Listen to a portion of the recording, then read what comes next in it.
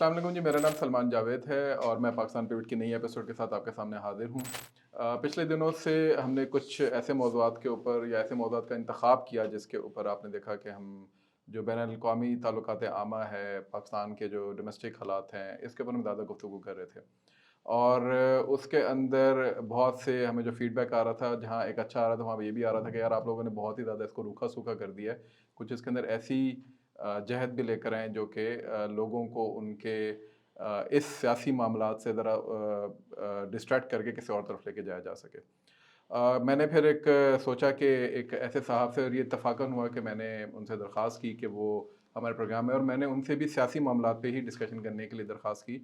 लेकिन उन्होंने आगे से फिर हमें ये एडवाइस किया कि आप सियासी मामलात पे डिस्कशन करने के बजाय कुछ ऐसे मामलात के ऊपर डिस्कशन करें जिसके अंदर माशरे के जो दूसरे इश्यूज़ हैं, जो दूसरे मामलात हैं, उनको हम सामने लेकर आ सकें। और उसके अंदर एक बहुत बड़ा जो हिस्सा होता है वो फ़नून लतीफ़ा का होता है। फ़नून लतीफ़ा के अंदर पाकिस्तान हो, बरसग़ीर हो, इंडिया हो, या कोई और ममालिक हों जो हमारे रीजन के हैं, या दुनिया के जो दूसरे ममालिक हैं, उसमें किसने क्या काम किया, उसका क्या कंट्रीब्यूशन है। हमारे यहाँ भी बहुत से लोगों के बहुत सारे कारनामे हैं, बहुत सारे नाम हैं, बहुत बड़े-बड़े नाम हैं, आइकॉनिक। तो उनको थोड़ा-सा आज डिस्कस करने के लिए, और इस वक़्त हम कहाँ खड़े हैं, पाकिस्तानी माशरा इस वक़्त कहाँ खड़ा है, बरसग़ीर बिलअमूम किस जगह पे खड़ा हुआ है इस सारे मामले के अंदर, और क्या कंट्रीब्यूशन कर रहा है फ़नून लतीफ़ा के हवाले से, उस पे एक छोटी-सी कन्वर्सेशन के लिए हमने दरख़्वास्त की अमार मसूद साहब को। सर, आपका तारुफ़ तो ख़ैर आप क्या मैं करवाऊँ, लेकिन ऑडियंस के लिए मैं बता देता हूँ कि मेरा ख़्याल है आप 92 न्यूज़ के भी डायरेक्टर रहे, पीटीवी न्यूज़ के अंदर भी आप डायरेक्टर रहे, जंग में भी आप कॉलमिस्ट के तौर पे रहे, इसके अलावा आजकल वी न्यूज़ को भी आप हेड कर रहे हैं चीफ़ एडिटर के तौर पे। ये तो हो गया जर्नलिज़्म वाला मामला। लेकिन आज जो हम गुफ्तगू करने जा रहे हैं, ये जैसे मैंने अपने प्रीएम्बल में भी कहा, तारुफ़ में भी, कि फ़नून लतीफ़ा के हवाले से, जिसमें आर्ट, शायरी, लिटरेचर, और हमारे यहाँ एक ख़ास किस्म का एक नज़रिया है कि जो जर्नलिज़्म के अंदर होता है, यानी जो मीडिया के इस जहत में होता है, उसका इस वाली साइड से कोई ताल्लुक़ नहीं होता। तो पहले तो ये बताएँ कि आपने ये एडवाइस हमें क्यों किया? और दूसरा ये कि जिस तरह का आपका माशाल्लाह तारुफ़ है, और आपका जो ख़ानवादा है, इल्मी ख़ानदान है, अनवर मसूद साहब के आप साहबज़ादे हैं। मेरा दूसरा सवाल उसी से इंटेल्ड है कि आपने इंस्पिरेशन उनसे ली, या ख़ुद आपका अपना या कोई शौक़ था इस साइड पे आने का? सलमान भाई, बहुत शुक्रिया। आपने मुझे मदऊ किया, मेरे लिए बड़ी इज़्ज़त की बात है। आपने मेरा इतना रोग़नी तारुफ़ कराया कि थोड़ा-सा मैं घबरा गया, सच्ची अच्छा, बात है। क्योंकि मुझे एक वाक़या याद आ गया, और वो वाक़या मुश्ताक यूसुफ़ी साहब का है। अच्छा। वो हुआ ये कि पुलिस के महकमे ने एक तकरीब कराई सही। इस्लामाबाद में, इस्लामाबाद क्लब में, और उन्होंने दावत दे दी मुश्ताक यूसुफ़ी को। अच्छा। वो आईजी साहब थे, बहुत पढ़े लिखे, उन्होंने कहा। तो उन्होंने एक अफ़सर से कहा कि आपने सिपासनामा पढ़ना है मुश्ताक यूसुफ़ी साहब। ठीक है। अब उस अफ़सर साहब की ज़िंदगी में ये पहला सिपासनामा था। अच्छा। तो आईजी साहब ने उन्हें समझाने के लिए कि मुश्ताक यूसुफ़ी कितने काबिल क़द्र हैं, उन्होंने ये कहा कि बस आप समझें कि वो बहुत बड़े अफ़सर हैं।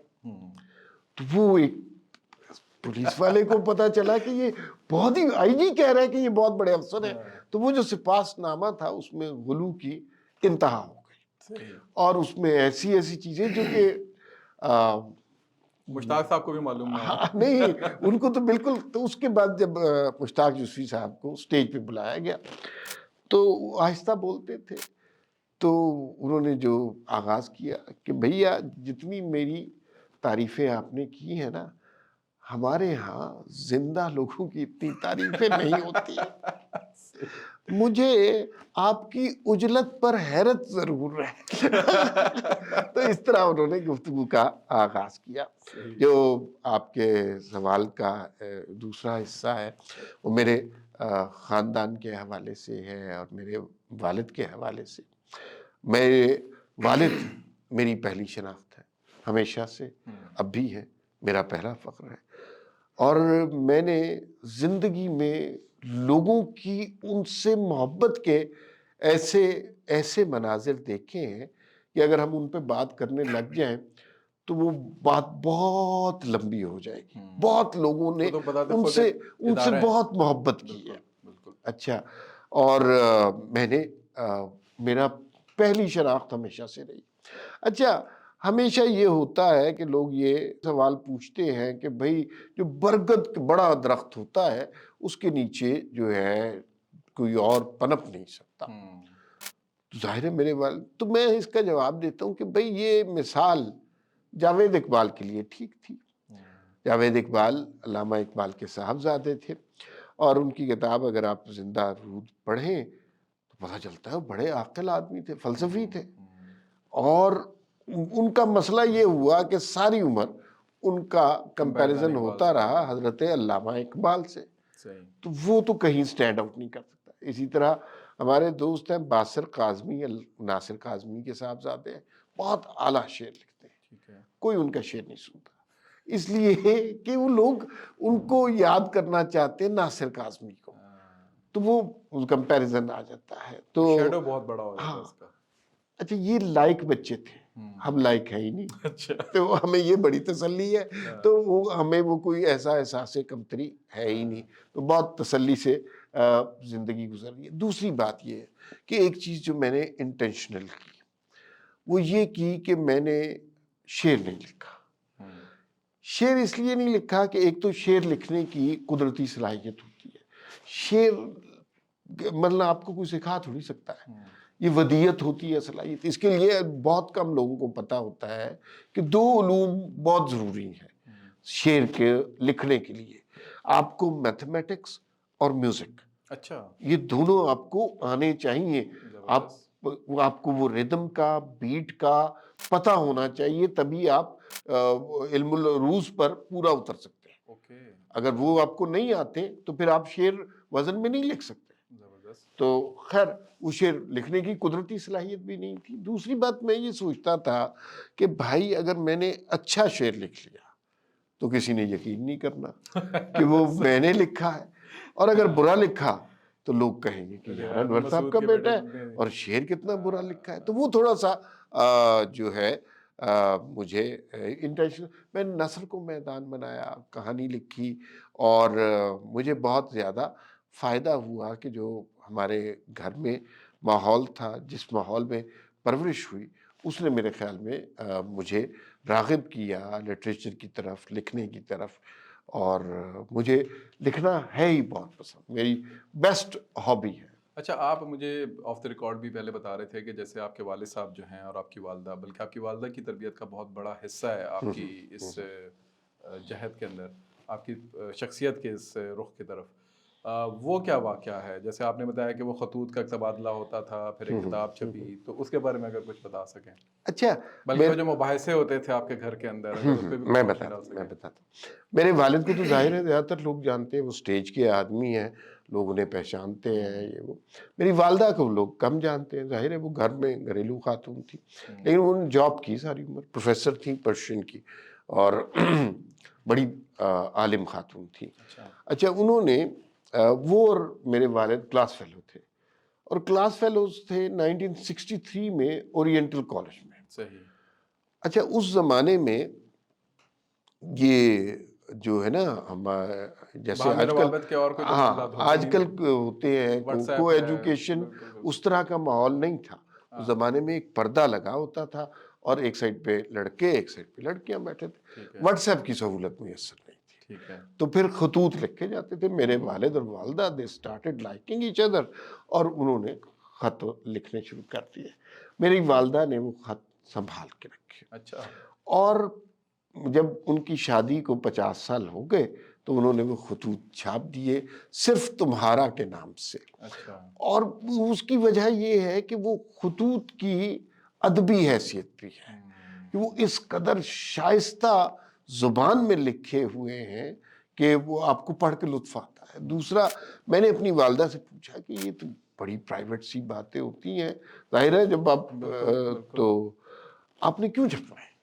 تو انہوں نے کہا کہ میں نے اس لیے چھپوائے کہ میں چاہتی ہوں کہ نوجوان بچے بچیاں جو ایک دوسرے کو پسند کرتے ہیں, وہ بڑی لو میرجز کی بڑی قائل تھی میری والدہ, کہ بچوں کو اپنی پسند سے شادی کرنی چاہیے, کہ جو اس طرح کسی ریلیشن شپ میں ہے انہیں پتہ چلے کہ اس ریلیشن شپ میں احترام کتنا لازم ہے, اور وہ ان خطوط سے پتہ ظاہر ہوتا چلتا ہے۔ ہے۔ تو وہ انہوں نے اس پہ بہت کام کیا۔ جو بحث کا آپ نے ذکر کیا، اس بحث کا معاملہ بھی بڑا دلچسپ ہے۔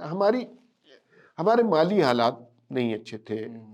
بچپن میں ہم سرکاری اسکولوں میں، ٹاٹ والے اسکولوں میں پڑھے، اور لیکن علمی حالات بہت اچھے تھے۔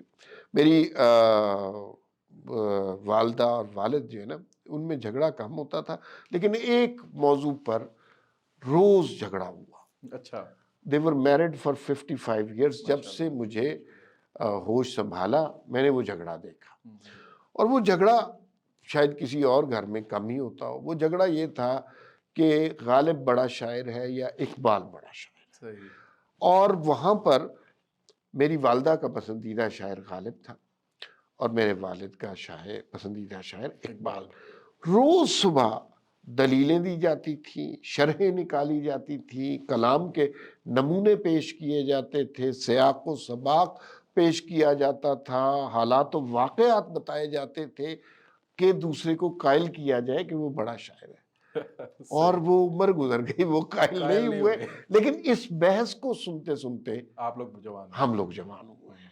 تو وہ میرے خیال میں زندگی میں بہت بڑا ایڈوانٹیج ہمیں حاصل ہوا۔ دوسرا جو ایک بہت بڑا ایڈوانٹیج حاصل ہوا، وہ یہ کہ جو لوگ ہمارے گھر آتے تھے، ظاہر ہے ابو کی وجہ سے، مثلا اشفاق صاحب ہو گئے، بانو قدسیہ صاحبہ ہو گئی، ممتاز مفتی ہو گئے، انکل امجد اسلام امجد ہو گئے، خورشید رضوی صاحب ہو گئے، واصف علی واصف ہو گئے، وہ ہمارے گھر ایسے ہی آتے تھے۔ ہمارا چھوٹا سا چھوٹا سا پہلے ہم رہا کرتے تھے پنڈی میں، اصغر مال سے آگے ایک کرائے کا گھر تھا چھوٹا سا۔ پھر امی ابو کو دونوں چونکہ پروفیسر تھے، ایک 4.5 مرلے کا انہیں ایک پلاٹ ملا جس پر انہوں نے گھر بنایا۔ ہم 5 بہن بھائی وہیں جوان ہوئے۔ تو وہ جو ہے وہاں پر سارے لوگ آتے تھے، اور ہمیں ان لوگوں سے بحثیں کرنے کا موقع ملا کہ ہم واصف علی واصف سے، میں اب میٹرک میں ہوں اور میں گپے لگا رہا ہوں اور ان سے بحث کر رہا ہوں، اور ہمیں نہیں پتا تھا کہ ان کی قدر و منزلت کیا ہے، یا اشفاق صاحب کے ساتھ یا خورشید رضوی کے ساتھ۔ میرے خیال میں عربی زبان کا ایسا عالم تو کوئی نہیں ہے۔ تو وہ بڑا ایڈوانٹیج ہوا، وہ بڑا اچھا ایکسپیرینس ہوا۔ دوسرا، کتاب کا ہمارے گھر میں شعار تھا، کتاب تو آتی تھی، وہ رسالے آ رہے کتاب تو پڑھنے کا شوق تھا۔ ہم نے ہر چیز پڑھی، کوئی آبجیکٹو بنا کے، مطلب روٹیاں لینے گئے ہیں تندور سے تو وہ اخبار بھی پڑھا، اس لیے کہ بس پڑھنا ہے، اور وہ پڑھتے رہے، اور اس میں کوئی خواتین کا رسالہ آ گیا وہ بھی پڑھ لیا، کوئی کسی حکیم صاحب کا رسالہ آ گیا وہ بھی پڑھ لیا، کوئی واصف علی واصف صاحب کتاب لے آئے وہ بھی پڑھ لی۔ یہ سب کچھ کرتے کرتے کرتے کرتے ایک ذہن سازی ہوئی، اور وہ سارا بیک گراؤنڈ جو ہے، جو اب میری تحریر میں اگر کہیں کسی کو نظر آتا ہے تو وہ یہ سارا بیک گراؤنڈ ہے۔ اچھا سر، آپ نے نثر کے میدان کے اندر قدم رکھا اور وہیں پر آپ نے اپنی تب آزمائی کی، لیکن وہ عمر کا کون سا دور تھا جب آپ کو احساس ہوا کہ اچھا یار میں لکھ سکتا ہوں، اور آپ نے پھر قلم جو ہے اس کو پھر آپ نے کاغذ پہ اتارنا شروع کیا؟ بڑا دلچسپ اس کا جواب ہے۔ میں نے مجھے لکھنا بے انتہا پسند ہے۔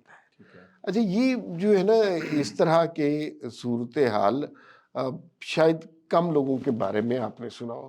مجھے شوق ہے لکھنے کا، مطلب کوئی مقصد، مفہوم، موضوع نہ بھی ہو تو میرا جی چاہتا ہے کہ میں لکھوں۔ میں جب ہمارے ددھیال جو ہیں گجرات میں رہتے ہیں، میری پھپھو دادی وغیرہ، تو گرمیوں کی چھٹیوں میں ہم وہاں جایا کرتے تھے، چھوٹی دوسری تیسری کلاس میں وہاں سے اپنی والدہ کو خط لکھا کرتا تھا، اور خط کیا لکھنے، اور 20 صفحے کے خط دوسری تیسری جماعت میں، اور وہ لکھنے ایسے کہ زندگی اور موت کا فلسفہ، ما بعد الطبیعیات ٹائپ کی چیزیں جو اس زمانے میں، لیکن اس زمانے میں اپنی عمر سے زیادہ لکھتا تھا، اور وہ کہیں سنبھالے ہوئے تھے، پھر کہیں ضائع ہو گئے، لیکن وہ اتنا شوق تھا۔ بلکہ میں آپ سے شیئر کروں کہ میری ایک فینٹیسی بھی ہے جو حالات کے مطابق لگتا ہے شاید حقیقت میں بھی بدل جائے، وہ یہ ہے کہ مجھے اگر کبھی جیل ہو جائے نا، تو مجھے وہاں پہ فرصت بڑی میسر ہو، تو وہ وہاں پر آدمی بیٹھ کے لکھے بہت، ٹھیک ہے. اور تسلی سے لکھے. اچھا بڑے بڑے علماء نے واقعی خلوت جو ہے وہ جیل کے اندر ان کو ملے, ابوالکلام آزاد نے وہ جو ہے ساری ان کا اصل کتاب ہی وہاں سے لکھی ہے. تو بس مجھے اس طرح کا شوق ہے, بس اچھا لکھے. سر, آپ نے کہانیوں کے اوپر بھی بات کی, اور میرا اس میں ایک سوال ہے بحیثیت طالب علم کہ ہم لوگ تو خیر آئی آر کے اسٹوڈنٹ ہیں, ہم پولیٹیکل سائنس کو پڑھ رہے ہوتے ہیں. وہاں پر جب ہم کتب اٹھاتے ہیں, اور اسپیشلی پاکستانی جو آتھر ہوتا ہے, جو پاکستانی مصنف ہوتا ہے, اس کی کتب اٹھاتے ہیں, تو پتہ چلتا ہے یار وہ لکھا تو اس نے شاید بہت, اس میں مواد تو بہت اچھا ڈالا ہوگا, لیکن ہم سے پڑھا نہیں جا رہا, اور اس کی وجہ یہ کہ بہت ہی روکھا سوکھا سا سبجیکٹ ہوتا ہے, اور اس کے اندر کہیں پہ بھی کہانی کا عنصر نہیں ہوتا. لیکن کسی گورے کی کتاب اٹھائیں گے, اس نے انتہائی بیکار انفارمیشن بھی دی ہوگی, لیکن اس نے منظر کشی, کہانی اس میں ایسی ڈالی ہوگی کہ آپ پڑھنے کے اس پہ آمادہ ہو جائیں گے, اور اس کو پھر ہضم بھی کرنا شروع کر دیں گے.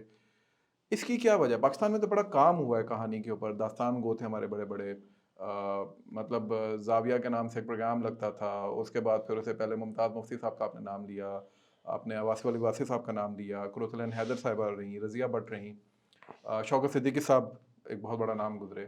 لیکن اب تنزلی کی طرف ہم نہیں جا رہے, اور ہم لوگ نہیں سمجھتے کہ پاکستانی معاشرہ جو ہے یہ آہستہ آہستہ ڈیویٹ ہو گیا ہے, بیرار ہو گیا, میں اس کو اس طرح کہوں کہ اس کو سمجھ ہی نہیں آتی کہ کہانی جو ہے وہ کہاں سے اٹھانی ہے اور کس طرح لے کے چلنی ہے. اس پہ آپ کیا؟ آپ نے اپنے آئی آر کا ایسے ذکر کیا کہ آئی آر کے بعد شاید کوئی لٹریچر کی بات نہیں کر سکتا. آپ کو شاید سن کے حیرت ہو کہ میں نے اپنا پہلا ماسٹرز اکنامکس میں کیا, اچھا ماشاء پھر اللہ. اس کے بعد بزنس ایڈمنسٹریشن میں دوسرا ماسٹر کیا. خواہش میری ہمیشہ تھی کہ اردو لٹریچر میں ماسٹرز کروں. اچھا, وہ موقع نہیں بنا, کیونکہ اس زمانے میں جب ہم طالب علم تھے یہ سمجھا جاتا تھا کہ اگر آپ اکنامکس پڑھ لیں گے تو پھر آپ کو اچھی جاب ملے گی. بالکل. حالانکہ ہمیشہ وہ جاب ملی ہے جس کا تعلق لٹریچر سے رہا ہے, تو میری خواہش وہ ہوئی تھی. اچھا, کہانی جو ہے نا وہ اتنا سہل مسئلہ نہیں ہے. ٹھیک ہے. اس کی یہ ہشت پہلو ہے, اس کی بہت سی کونوٹیشنز ہیں. وہ یہ ہے کہ بر صغیر کے اندر پارٹیشن کے بعد بہت زیادہ اچھا کام نہیں ہوا. آپ نے قرۃ العین حیدر کا ذکر کیا, اس سے پہلے کرشن چندر کی بات ہو سکتی ہے, اور بڑے بڑے منٹو صاحب نے کام کیا.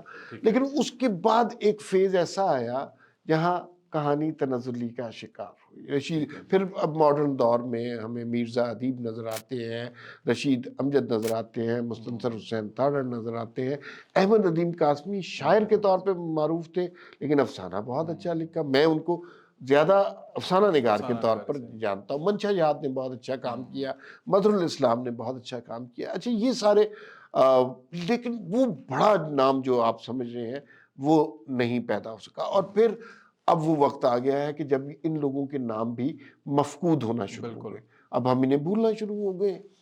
تو سوال یہ ہے کہ اب معاشرہ تنزلی کا شکار ہے یا ہم کوتاہ نظر ہو گئے. ہمارے ارد گرد بہت سے ہیرے بکھرے ہوئے ہیں جنہیں ہم پہچاننا ہی نہیں چاہ رہے. میں آپ کو ایک مثال دوں کہ محمد الیاس ایک راولپنڈی اسلام آباد کے افسانہ نگار ہیں. کم لوگوں نے ان کا نام سنا ہوا ہے. 17 کتابیں ان کی شارٹ سٹوریز کی آ چکی ہیں. اچھا. اور وہ شارٹ سٹوریز کی کتابیں بہترین افسانہ ہیں, لیکن وہ اس کا مطلب ہے کام تو ہو رہا ہے, ہم اس کام کو نہیں پہچان رہے. ہمارے لیے اولیت وہ شخص رکھتا ہے جو جیو پہ آتا ہے, جو ARY پہ آتا ہے. ہم اور طرح کے لیڈر ڈھونڈنے لگے ہیں جو ٹک ٹاک پہ زیادہ پاپولر ہے, جو انسٹاگرام پہ زیادہ پاپولر ہے. تو اس میں اب دو مسئلے ہیں کہ ہم اپنے زمانے کے سٹینڈرڈ پر ان لوگوں کو پرکھنا چاہ رہے ہیں, اور چاہ رہے ہیں کہ نوجوان نسل جس کو نہیں پتا کہ منٹو کون تھا وہ بھی منٹو کو جانے اور ہماری طرح سوچنے لگے, جو کہ اس نے نہیں سوچنا. تو اس کا بہتر طریقہ یہ ہے کہ آپ اس نسل کو سمجھنا شروع کر دیں, اور اگر آپ نہیں سمجھیں گے, اس کو یہ نہیں سمجھیں گے کہ ٹک ٹاک کے ویوز امپورٹنٹ ہیں, یہ کوئی فضول گھٹیا فلتی بات نہیں ہے. ٹھیک ہے. اس کو انڈرسٹینڈ کریں. ٹھیک ہے, اور اس کے حساب سے کہانی لے کر آئیں. ہاں, اپنے آپ کو پاپولر کریں. جیسے میرے بہت سارے دوست جو ہیں کلاسیکل موسیقار ہیں، تو میں ان سے کہتا ہوں کہ یار یہ جو تم کرتا سا پہن کے بیٹھتے ہو ایک خاص اٹائر میں، تو یہ نوجوان نسل اس سے ریلیٹ نہیں کرتی. اپنا ڈریس اپ چینج کر لو، کنیکٹ نہیں کرتی. اپنا میوزک نہ چینج کرو، لباس تبدیل کر لو تھوڑا سا. جیسے نصرت فتح علی خان کا میں آپ کو بتاؤں، نصرت فتح علی خان بڑی زبردست ایگزامپل ہے. تبدیل ہمیں اس نسل کے مطابق اپنے آپ کو ایکسیپٹ کروانا ہے نا. کلاسیکل اور پاپ دونوں کو صرف ایک کام کیا. نصرت فتح علی خان اسی فیصل آباد میں تھے. رحمت گراموفون تھا ایک فیصل آباد میں، 3,000 روپے میں وہ نصرت صاحب سے البم ریکارڈ کرواتا تھا. اچھا 3,000 روپے میں ریکارڈ کراتے تھے، پھر 3,000 کا کھانا کھا لیتے تھے. ٹھیک ہے. اور وہ ایسے یادگار قسم کی چیزیں انہوں نے ریکارڈ کرائی ہیں رحمت گراموفون میں. نصرت فتح علی خان کو پتا کیسے چلا، ان کو فائنڈ کس نے کیا؟ پیٹر گیبریل نے فائنڈ کیا. ڈیڈ مین واکنگ ایک فلم بن رہی تھی، اس کے ساؤنڈ ٹریک کے لیے وہ انہیں پسند آ گیا. انہوں نے کہا جی بہترین آدمی ہے یہ. اور پھر اس کے بعد نصرت فتح علی خان کا عروج. انہوں نے اپنی قوالی چینج نہیں کی، قوالی کی بیسکس وہی رہی، صرف اس کے انسٹرومنٹ چینج کیے. جو ساز بج رہا تھا، جہاں ڈھول بج رہا تھا، وہاں ڈرم لے آئے، گٹار لے آئے، بس وہ چینج کی، باقی سب کچھ وہی رکھا.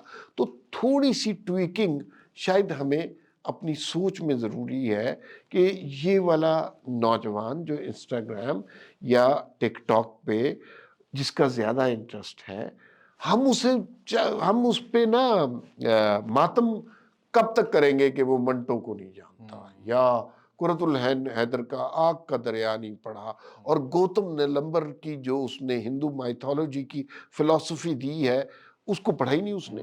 وہ نہیں پڑھے گا. ہمیں اس کو وہ پڑھانے کی کوشش بھی نہیں کرنی چاہیے. ٹھیک ہے. ہمیں اس کو انڈرسٹینڈ کرنا ہے. یہ بڑا زبردست پرسپیکٹیو ہے کہ کہانی نویس جو ہیں ہمارے یا داستان گو جو ہیں، وہ ٹھیک ہے پرانی کہانیاں یا ظاہر وزڈم تو پیچھے سے آئے گی نا، تو وہاں سے وہ اٹھائیں ضرور، لیکن اس کو مولڈ کر لیں، اس کو کسی طریقے سے ایسے ملفوف کر دیں کہ نئے لوگ جو ہیں اس کو ایکسیپٹ کرنا شروع کر دیں. بھائی فیس بک پہ اب کیا ہو رہا ہے، یہ یوٹیوب پہ کیا ہو رہا ہے، لوگ اپنی داستانیں سنا رہے ہیں، لوگ اپنی کہانیاں سنا رہے ہیں. یہ جو آپ کے ولاگرز ہیں، یہ ایک تو پولیٹیکل ولاگرز ہیں نا، اس کے علاوہ کوئی وہ جو سسٹرولوجی ایک بڑا پاپولر، مبشر صدیق ہے، وہ کوکنگ کرتے ہیں، وہ بڑے پاپولر لوگ ہیں. تو وہ کہانیاں ہی سنا رہے ہوتے ہیں نا، نیو ایج کانٹینٹ ہے. تو وہ کانٹینٹ آپ اپنا بھی اس طرح پروڈیوس کریں. لیکن اگر آپ مصر ہیں کہ وہ اس زمانے کا منٹو اسی طرح ایکسیپٹ کرے، وہ نہیں کرے گا، آپ آبسلیٹ ہو جائیں گے اس سارے سسٹم سے. ٹھیک ہے. اس میں اگر آپ نے ریلیونٹ رہنا ہے، اس نئے بچے کو ایکسیپٹ کریں. اس لیے اور اسے یہ بھی یاد کراتے رہیں، اس بچے کو یہ بھی یاد کراتے رہیں جو 18 سال کا 17 سال کا بچہ ہے، کہ ایک جو آنے والی نسل ہے نا، اس نے اسے بھی رد کرنا ہے. ٹھیک ہے. اس کے خیال میں یہ انسٹاگرام اور ٹویٹر کی حیثیت وہی ہوگی جو ہمارے خیال میں منٹو کی آج ہے. بالکل بالکل. تو وہ بھی رد ہوگا. اس کو پریپیئر بھی کرنا ہے کہ یہ تاریخ کا، زندگی کا، حیات کا ایک سائیکل ہے، اور اس نے چلنا ہی چلنا ہے. تو اس میں آپ بالکل الوف ہو کے نہیں رہ سکتے، آپ نے اس کے ساتھ ریلیونٹ رہنا. اچھا سر، کہانی کے علاوہ فنون لطیفہ کے اندر جیسے آپ نے ایک دفعہ بات بھی کی کہ میوزک کمپوزیشن کے اندر کہانی ہوتی ہے، ساؤنڈ ٹریکس کے اندر جو بغیر لیرکس کے ہوتے ہیں، شاعری میں بھی کہانی ہوتی ہے، نثر میں کہانی ہوتی ہے، پینٹنگ میں بھی کہانی ہوتی ہے، ویژول آرٹس میں. تو پاکستان میں اگر ہم پاکستان کی یا بر صغیر کی بالعموم بات کریں، کون سے ایسے بڑے نام ہیں جو کہ آپ اس نسل کو، جو ہمارے بعد کی نسل ہے، اس کو بتانا چاہیے یار چلو ٹھیک ہے تم لوگ اپنی کہانیاں ضرور بتاؤ، لیکن ان کو ایک دفعہ جا کے گھوم کے ضرور آ جاؤ اس بازار کے اندر جہاں ان سب کو ہم جانتے ہیں اور پہچانتے ہیں. میرے خیال میں جو ہم نے سب سے بڑا اپنا نقصان کیا ہے نا، وہ اپنے میوزک کو تباہ کر کے. اب دیکھیے کہ ہمارے پڑوسی ملک میں یہ ایک ہی علاقہ ہے نا، وہی گلے ہیں، وہی آب و ہوا ہے، وہی رنگت ہے، اسی طرح کے سکھانے والے ہیں. ہاں، وہی راجستھان ہے، وہ اسی طرح کا، وہی پٹیالہ گھرانہ ہے، وہی شام چوراسی گھرانہ ہے، انہی سے وہ راگنیاں ہیں، انہی سے وہ سٹارٹ کرتے ہیں. انہوں نے اس کو کتنی بڑی انڈسٹری بنا دیا. کتنا ماڈرنائز کر دیا ہے. ہمارے یہاں چونکہ کچھ ٹیبوز ہم نے اٹیچ کر دیے میوزک کے ساتھ، تو اس کی وجہ سے یہاں پر وہ کلچر ڈیولپ ہی نہیں ہو اس میں بھی تنزلی ہوگی. میں یہ سمجھتا ہوں 2 فنکار ان کا مقابل کوئی بھی نہیں تھا، ٹھیک ہے. اور ان کو کسی حد تک ہم نے یوز کیا، لیکن ایک نور جہاں، ایک مہدی حسن، ایسے لوگ آپ بر صغیر کیا صدیوں میں آتے ہیں. دنیا میں نہیں تھے. اور تیسرے 2.5 آدمی جو ہے نا وہ نصرت فتح علی خان تھے. آدھے آدمی وہ بھی تھے جیسے بھی، لیکن یہ لوگ اس وقت پہ تھے جب ان کی شناخت ہو گئی. اب میوزک میں یہ جملہ غور سے سنیے گا، بہت سے محمد الیاس ہیں جو کام کر رہے ہیں، جو کام کر رہے ہیں، اچھا کام کر رہے ہیں، ان کو کوئی پہچان نہیں رہا. تو اس کا مطلب ہے کہ ہمیں اپنی سوچ کو تھوڑا سا تبدیل کرنا پڑے گا. ان جو ایک چلیں اس موضوع پر ہم نے بات نہیں کرنی تھی لیکن میں کر لیتا ہوں. میں ہمیشہ یہ سمجھتا ہوں کہ دیکھیے یہ بات جو ہوتی ہے ہمارے شدت پسندی ہمارے سماج میں در آئی ہے. بالکل. اب وہ ہر اینگل سے آپ دیکھ لیجئے، اس کی قباحتوں میں یا ڈیٹیل میں ہم اس میں نہیں جائیں گے. شدت پسندی آ گئی ہے، ٹھیک ہے. دنیا بھی ہمیں اس نظر سے دیکھتی ہے. اس کا حل کیا ہے؟ ہم اپنے فنون کی طرف زیادہ توجہ دیں.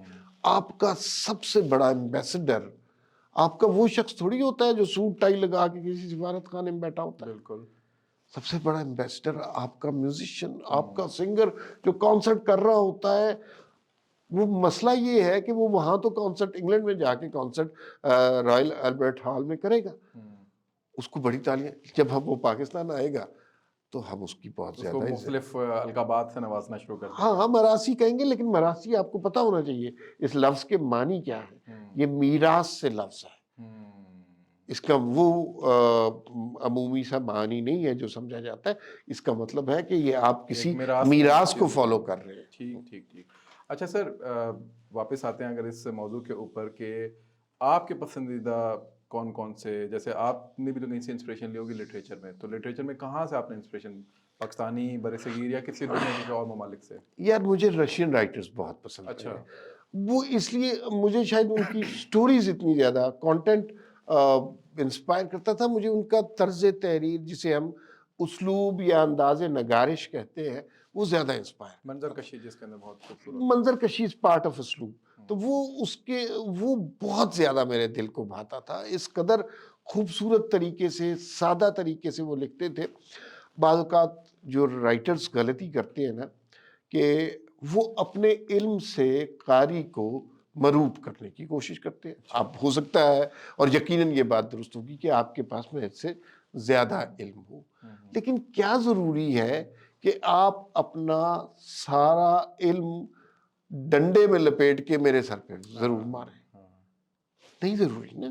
آپ وہ ہیں، عاقل بھی ہیں، فہیم بھی ہیں، لیکن اپنے علم کو استعمال کرنے کا یہ طریقہ نہیں ہے کہ آپ لوگوں کو اپنے علم کے روب میں لائیں. رائٹرز بھی یہ کرتے ہیں، اپنی نالج کا اظہار کر رہے ہوتے ہیں. قاری کو یہ بات پسند نہیں ہوتی، قاری افینڈ ہوتا ہے. اسے ابلاغ چاہیے ہوتا ہے، کمیونیکیٹ کرنا ہوتا ہے اس کے ساتھ. سادہ آسان زبان میں اس سے بات کریں، وہ بات زیادہ سمجھ جاتی ہے. منٹو نے کون سے ایسے فلسفے لکھے یا کون سی ایسی زبان لکھی جناتی قسم کی؟ ابوالکلام آزاد والی زبان تو نہیں لکھی نا. ایک افسانہ ہے یار 2.5 صفحے کا، کھول دو، اس سے بڑا افسانہ نہیں ہے. کہانی لکھی ہے. بالکل. اور منٹو کے خیر 2 ہی موضوعات رہے ہیں، پارٹیشن اور طوائف. اس نے ان کے اوپر ہی لکھا. میں نے بلکہ چلو خیر منٹو کے حوالے سے ایک جملہ اگر آپ اجازت ہے. 43 ایئرز میں ہی ڈائڈ. جب منٹو صاحب کا انتقال ہوا، میں نے ان کے انتقال پہ ایک دفعہ ایک کالم لکھا اور میں نے کہا کہ ہمیں بڑا شکر ایز سوسائٹی شکر ادا کرنا چاہیے کہ منٹو 43 سال کی عمر میں مر گیا. اچھا. بھلا کیوں؟ اس لیے کہ پارٹیشن کے اور طوائف کے یہ 2 موضوعات کے دکھ، وہ اتنا زود رنج آدمی تھا. اس نے اس شدت سے محسوس کیے کہ اس نے وہ ڈپریشن ساری سوسائٹی میں دے دیا. ہم اس زمانے کو جانتے ہیں توبہ ٹیک سنگھ کے حوالے سے، ہم اس کو زمانے کو چغت کے حوالے سے جانتے ہیں، ہم مار کھول دو کے حوالے سے جانتے ہیں۔ اگر وہ زیادہ زندہ رہتا، 80 سال 90 سال رہتا، تو وہ کتنا دکھ لکھتا، بالکل۔ کتنا دکھ لکھتا۔ تو یہ میں نے خیال لکھا تھا۔ اچھا سر، آپ نے شدت پسندی کا جیسے ذکر کیا، میں بلکہ اس پہ یہی دیکھ رہا تھا کہ ایرانین سینما جو ہے یہ بھی آرٹ اور لٹریچر کے اندر اس میں بھی بہت کام کیا، بلکہ ہم سے تو یہ بہت آگے جا چکا ہے، حالانکہ ان پہ سینکشنز بھی ہوتی ہیں، سارا کچھ ہے۔ اور بلکہ میں ان کی ایک مووی دیکھ رہا تھا جس کے اندر انہوں نے اسی طرح کی شدت پسندی کے ایک موضوع کو بہت ہی خوبصورت طریقے سے ایک فلم کے اندر انہوں نے سمویا، اور آخر آنے تک، یعنی انہوں نے ہالی ووڈ اور وہ جو بالی ووڈ کے اندر جس طریقے سے دکھایا جاتا ہے اسلامو فوبیا کو، اس طرح نہیں، بلکہ باقاعدہ معاشرے کے اندر جس طرح شدت پسندی ہوتی ہے، گھروں کے اندر ہوتی ہے، پھر کیسے ایک لڑکا جو ہے وہ کہیں اور جا کے اٹیچ ہو جاتا ہے اور وہ کیسے اپنی بیوی کو دھوکہ دیتا ہے، اس پہ انہوں نے اس موضوع کو بنایا۔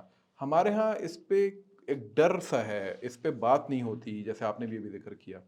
تو فنون لطیفہ کے اندر یہ بھی تو ایک ہے نا کہ جیسے منٹو کی آپ نے بات کی کہ انہوں نے ایک دکھ دیکھا دو موضوعات کا، یہ ہمارا دکھ ہے ایک، تو اس دکھ کو ہمارے جو کہانی نویس ہیں، ہمارے داستان کو، وہ کیوں نہیں اپنی کہانیوں کے اندر موضوع بناتے؟ شدت پسندی کو یا یعنی معاشرے کے اندر سے کہانیاں ہیں نا یہ بہت ساری، تو اس کو کیوں نہیں کہانی کے انداز کے اندر بیان کرتے کہ اس کا حل بھی نکل آئے اور یہ موضوع بھی اجاگر ہو جائے؟ کہانی نویس کا کام معاشرے کے مسائل کا حل نکالنا نہیں ہوتا، اچھا، بالکل نہیں ہوتا۔ وہ یہ کوئی میرے لیے ایک مبلغ، نئی چیز ہے۔ ہاں ہاں، کوئی مبلغ تھوڑی ہوتا ہے، کوئی ٹھیک ہے، ریفارمر تھوڑی ہوتا ہے، ٹھیک ہے، وہ آرٹسٹ ہوتا ہے۔ وہ جو کچھ دیکھتا ہے، جو کچھ اس کو انسپائر بیان ہوتا کر ہے، دیتا ہے۔ اس کو اپنے ذات میں سے گزار کے اس کو لکھ دیتا ہے۔ ٹھیک ہے۔ یہ تو آپ کسی لیڈر کا کام ہوگا، کسی پولیٹیشین کا کام ہوگا۔ منٹو نے اس کے حوالے سے ایک جملہ کہا، لیکن وہ آپ کے پروگرام کی طہارت اجازت نہیں دیتی نہیں آپ کہ کہہ اس کو دیجیے۔ حوالے سے کہا جائے، لیکن بہرحال وہ انہوں نے کہا کہ یہ میرا کام نہیں ہے، ہاں جو معاشرہ ہے میں وہ لکھ دیتا ہوں۔ ہاں تو ہاں، کہانی نویس پہ الزام بالکل اس نے نہیں حل نکالنا، اوکے، نہ وہ نکال سکتا ہے۔ اس کا کام ہے صرف بیان کر دینا۔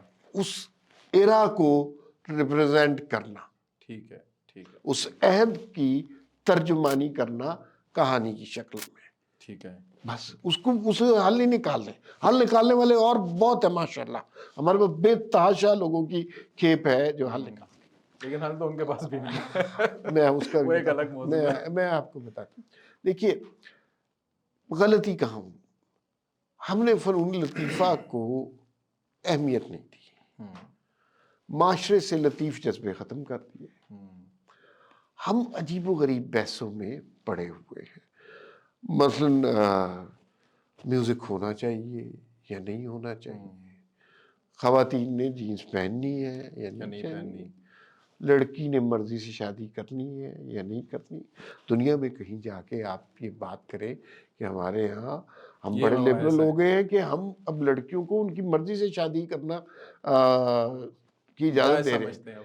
تو وہ پہلے اپنا سر پیٹ لیں، پھر بعد میں یہ عمل آپ کے ساتھ بھی کریں گے تو آپ کا بھی سر پیٹ لیں گے۔ تو یہ عجیب و غریب مسائل میں دیکھیے، آپ اپنے فنون کو پروموٹ کریں، معاشرہ سدھرنے کی طرف لگ جائے گا۔ آپ اپنے آرٹسٹ کی عزت کرنا شروع کر دیں، آپ کے فارن ریلیشن شپ بہتر ہونا شروع ہو جائیں گے۔ لیکن اس سائڈ پہ ہم کام نہیں کریں گے، ہم عجیب سے ریڈیکل سے حساسیت کا شکار نہیں ہو نہیں جائیں گے۔ ریڈیکل ڈیسیژن کرتے ہیں۔ ہم یہ چاہتے ہیں، ظاہر ہے اب آرٹسٹ جو ہے اگر وہ اس سماج کو ٹھیک کرے گا تو وہ یوں تھوڑی کرے گا کہ ادھر سے چلے اور ادھر جا کے پوائنٹ اے وہ سے تو نکلے ایک پوائنٹ بی سے لے کے چلے گا۔ نکلے۔ بیہیویئرل ایٹیٹیوڈنل چینج کی بات ہو رہی ہے، اور اٹ ٹیکس ٹائم۔ معاشرے کی بہتری ٹائم لیتی ہے، اور وہ ٹائم ہم نے اپنے فنکاروں کو، سازندوں کو، پینٹروں کو، گلوکاروں کو، شاعروں کو، افسانہ نگاروں کو دینا ہے۔ بالکل۔ اور اگر ہم نہیں دیں گے، آپ اچھا کہ اب یہ ویسے دیکھنے میں تو یہ امپورٹنٹ چیزیں نہیں ہے نا، ان کے بغیر بھی معاشرہ چل رہا ہے، بالکل۔ لیکن پھر وہی معاشرہ تشکیل ہوگا جو یہاں چل رہا ہے۔ بہت بہت شکریہ سر۔ حالانکہ یہ جو موضوعات ہیں فنون لطیفہ کے حوالے سے بالخصوص، یہ تو اتنے طویل ہیں کہ اور اتنے گہرے ہیں کہ اس پہ تو میں اور آپ، میرا خیال ہے وہ نشست کے بعد نشست پہ لگاتے رہیں گے تو ختم نہیں ہوں گے۔